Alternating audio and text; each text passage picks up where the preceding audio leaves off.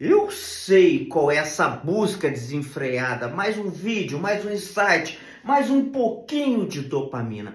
A nossa vinda a este plano, 50% dela é entendermos quem somos nós. É uma busca por nós mesmos. E eu tô aqui para te falar quem é você, qual é a sua identidade. Porque depois que nós descobrimos a nossa identidade, que é 50% da nossa missão aqui, o outro 50% é ação. Então você não precisa de mais um livro, de mais um vídeo. Você precisa só entender isso aqui.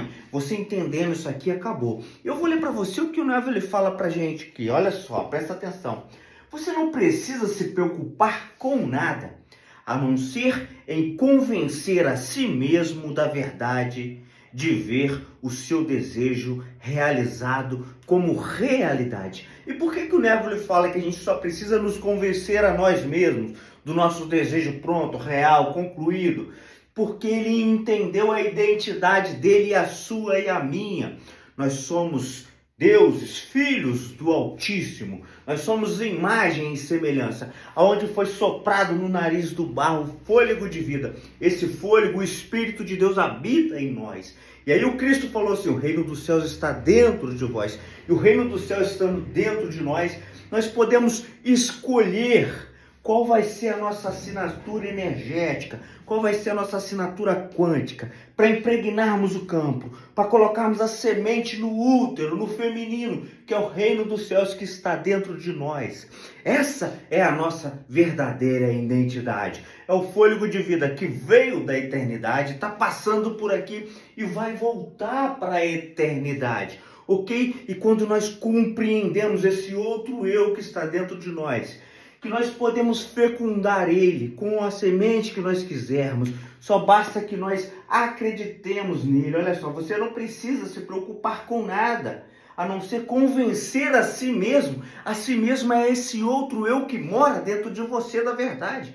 Eu fiz um quadro aqui, ó. Nós temos duas situações. Nós temos a imaginação, que aí Paulo fala assim, ó: vivemos por fé e não pelo que vemos. Está escrito lá, ele deixou lá para a gente esse mistério, que ele não vivia pelo que ele via com os olhos físicos dele, com esse sentido da visão, mas sim pela fé, ou seja, aquilo que pulsava no coração dele. Davi, quando enfrentou o gigante, era anti a lógica, Então ele era pequeno e mesmo assim ele foi diante do que ele acreditava, do que ele era. Ele impregnou a semente da vitória no coração dele. Josué e os espias lá eram 12. Apenas 2 voltaram com a mensagem de que dava para vencer os gigantes. Porque, pela lógica, eles não iam vencer os gigantes, mas eles acreditaram pela fé e não pelos que eles viam. Então, funciona assim, olha só.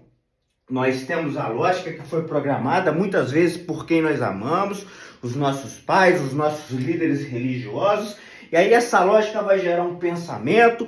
Esse pensamento que nós pensarmos vai ser combustível para um sentimento que vai apertar ou expandir o nosso coração. Esse sentimento vai gerar uma ação, e essa ação, de acordo com a lógica programada, não pode ser diferente do que você já está colhendo aí, um resultado lógico.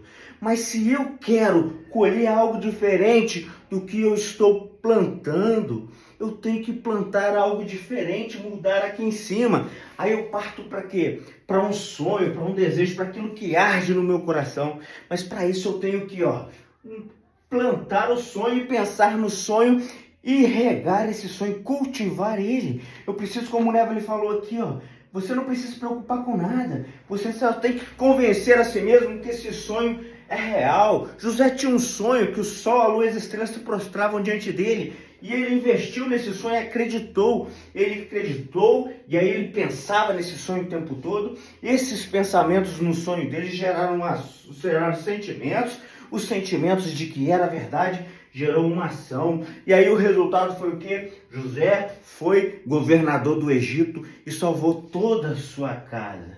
Então hoje nós temos que escolher se nós vamos continuar pensando com a lógica que foi programada, muitas vezes pelo nosso líder religioso que nos ama, pelos nossos pais, mas que está gerando um resultado que nós não estamos gostando. Por isso nós estamos aqui, passando o dedinho para cima, caçando mais um vídeo, caçando mais mais um livro, caçando mais um insight, caçando mais dopamina, e aí vira uma busca incessante, vira um looping. E aí, a lógica, ela passa pela racionalidade e pelo tempo. Mas quando nós entramos na imaginação, não tem tempo, não tem condições racionais para que aconteça. Simplesmente acontece, como vários exemplos que tem na Bíblia. A Bíblia é um livro, é um manual de instrução do ser humano. E aí nós temos que escolher, nós vamos viver pela fé ou pelo que nós vemos? Aí nós temos que fazer uma escolha. Eu prefiro viver pela fé, para que eu alcance os 50% do que eu vim buscar aqui, que é entender a minha identidade, que é imagem e semelhança. Que aí nós passamos a viver pela fé e não pelo que nós vemos, pela lógica aqui. Porque pela lógica é tudo muito doloroso, no pain, no gain, sem dor, sem ganho. Nós até conquistamos alguma coisa pela força do braço, acordando cedo, lutando, estudando, mas nós não precisamos disso. Nós podemos usar esse caminho aqui, ó, a fé, que é muito mais leve. Esse é o convite que eu te faço, que você anule, ó, a racionalidade do tempo e passe a viver através da imaginação, um poder chamado tela mental que você pode usar aí agora, usando a sua imaginação, focando no seu sonho, regando ele, adubando, cuidando, pensando e lembrando dele, vendo quais as atitudes que você precisa tomar diferente. Porque se você continuar agindo pela lógica programada, ainda que seja uma programação feita pelo amor, ela está te atrapalhando porque está gerando o mesmo resultado. Então mude, olha, mude para que o seu resultado seja o seu sonho. Ações iguais gerarão resultados iguais.